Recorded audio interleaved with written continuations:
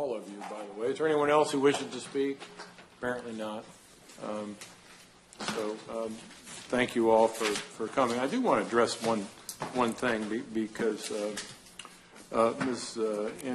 Inderhagen kind of alluded to it. One of the things that is a challenge for the Planning and Zoning Office is this fire hose of public inquiry that we have all the time. You know, I'm sure it was not just your 30 emails, but there are 300 of you doing this, okay? So I would expect that you, going forward, you might see that, and this was all done, is all done in the name of transparency.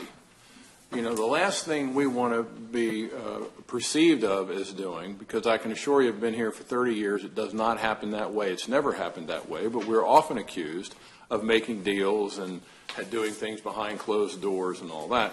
So in an effort to make sure that we were as transparent as possible, what we have done is we have kind of created a situation where the staff can't get this kind of work done because they're having to field a call from someone who is upset about a tree that fell down in their backyard. Okay, so this is where the not to suggest that that's her situation. No. I'm not saying that. That's the kind of call. You're good. But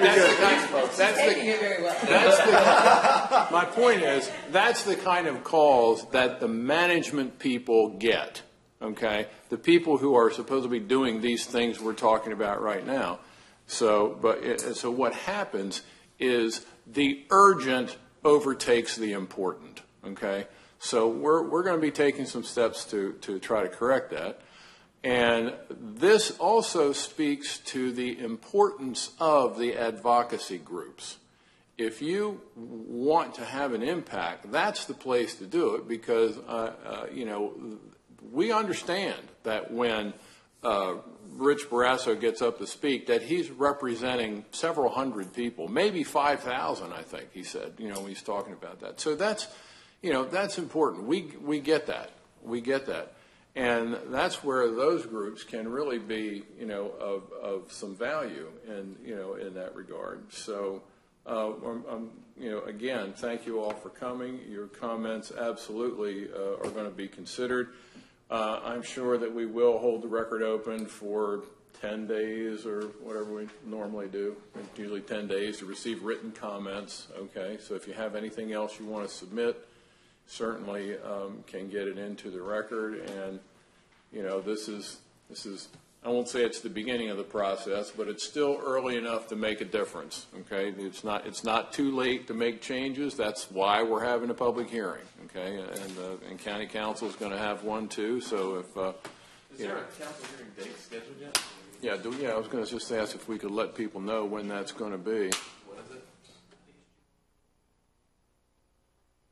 While you're looking that up, I did want to just say one more thing about the engineer comment that I made, because it starts with them. And I'm sorry that there is lack of their presence here, because they design it. That's what gets submitted to Soil Conservation District.